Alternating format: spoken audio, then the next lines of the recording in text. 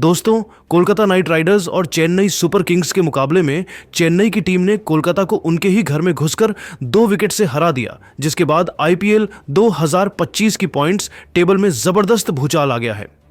इस बवाल से जहां कुछ टीमों को नई जान मिल गई है, वहीं कुछ टीमों के प्ले-ऑफ के दरवाजे लगभग बंद हो चुके हैं। अब यह साफ दिखने लगा है कि 3 टीमों ने तो प्ले-ऑफ में अपनी सीट लगभग पक्की कर ली है, लेकिन 3 से 4 टीमें ऐसी हैं जिनका पत्ता लगभग साफ हो चुका है और बची हुई एक सीट के लिए अब 3 टीमों के बीच तगड़ा मुकाबला देखने को मिलेगा। कोलकाता के खिलाफ चेन्नई के धमाकेदार जीत के बाद पूरे पॉइंट्स टेबल का समीकरण बदल चुका है। प्ले-ऑफ की रेस अब सिर्फ दिलचस्प नहीं बल्कि सुपर थ्रिलर बन चुकी है। जैसे जैसे हम सीजन के एंड गेम की ओर बढ़ रहे हैं, हर मुकाबला न सिर्फ 2 टीमों के बीच होता है बल्कि उसका असर बाकी सभी टीमों पर भी पड़ता है। आईपीएल 2025 का 57वां मुकाबला कोलकाता और चेन्नई के बीच खेला गया। इस सांस रोक देने वाले मुकाबले में चेन्नई की टीम ने कोलकाता को 2 विकेट से हराकर ऐतिहासिक जीत दर्ज कर लिया और अब पॉइंट्स टेबल का समीकरण और भी रोमांचक हो चुका है। तो दोस्तों, क्या है पॉइंट्स टेबल का पूरा समीकरण? कौन सी टीम बाहर हो चुकी है? कौन सी टीम प्ले-ऑफ में जा चुकी है? आइए अब एक नजर डाल लेते हैं आईपीएल 2025 के पॉइंट्स टेबल पर। दोस्तों, पॉइंट्स टेबल में 10वें पायदान पर है चेन्नई सुपर किंग्स। इस सीजन में चेन्नई का प्रदर्शन बेहद निराशाजनक रहा है।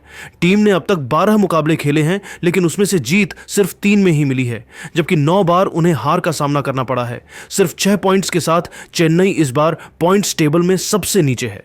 अब चेन्नई के सिर्फ 2 मुकाबले बाकी हैं और अगर वह दोनों के दोनों भी जीत जाएं, तब भी वो सिर्फ 10 पॉइंट्स तक ही पहुंच सकते हैं। और जैसा हम सभी जानते हैं, प्ले-ऑफ में पहुंचने के लिए कम से कम 14 से 16 पॉइंट्स की जरूरत होती है। यानी चेन्नई के लिए अब कोई रास्ता नहीं बचा है। वह पूरी तरह से प्ले-ऑफ की रेस से बाहर हो चुकी है।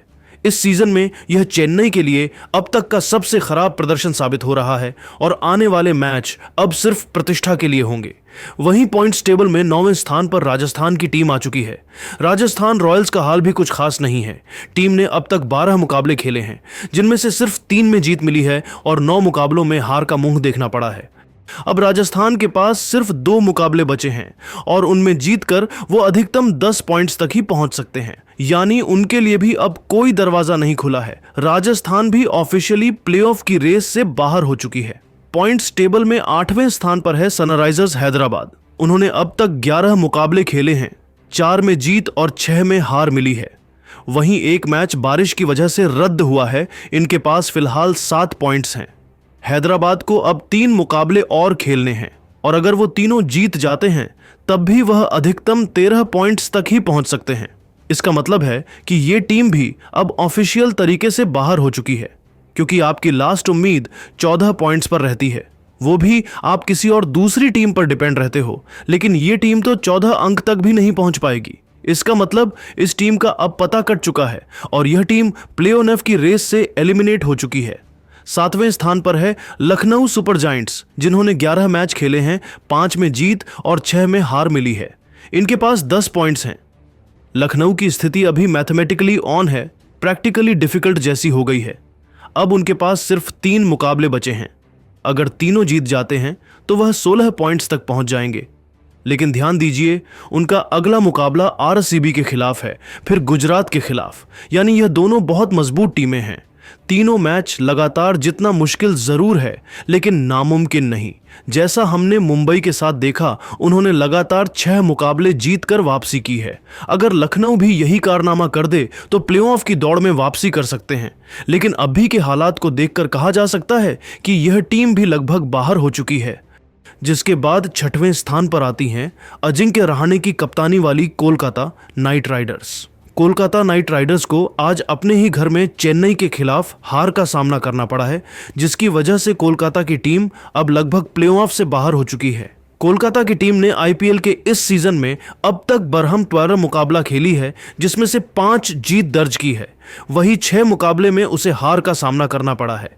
कोलकाता के अब भी 11 पॉइंट हैं, जबकि 2 मैच खेलने उसे बाकी है। ऐसी स्थिति में अगर वह दोनों मैच जीत जाती है, तब भी उसके 15 पॉइंट्स ही होंगे, जिसकी वजह से अब वह प्ले ऑफ से बाहर हो चुकी है। वहीं 5वें स्थान पर है अक्षर पटेल की दिल्ली कैपिटल्स। दिल्ली ने अब तक 11 मुकाबले खेले हैं, जिनमें से 6 में जीत दर्ज की है, जबकि 4 में उन्हें हार का सामना करना पड़ा है। वही एक मैच बारिश की वजह से रद्द हो गया है। कुल 13 पॉइंट्स के साथ यह टीम 5वें स्थान पर मौजूद है। दिल्ली को अब भी 3 मुकाबले और खेलने हैं। इसका मतलब यह है कि उनके पास अधिकतम 19 पॉइंट्स तक पहुंचने का मौका है।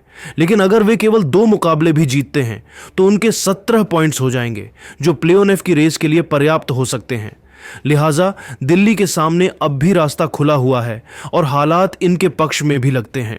दिल्ली का अगला मुकाबला 8 मई को पंजाब किंग्स के खिलाफ है और यह मैच दोनों ही टीमों के लिए प्ले ऑफ की रेस को तय करने में निर्णायक साबित हो सकता है। दोस्तों, अब बात कर लेते हैं टॉप 4 टीमों की, जहां नंबर 4 पर आती है मुंबई इंडियंस की टीम। मुंबई इंडियंस का प्रदर्शन इस सीजन में स्थिर और मजबूत रहा है।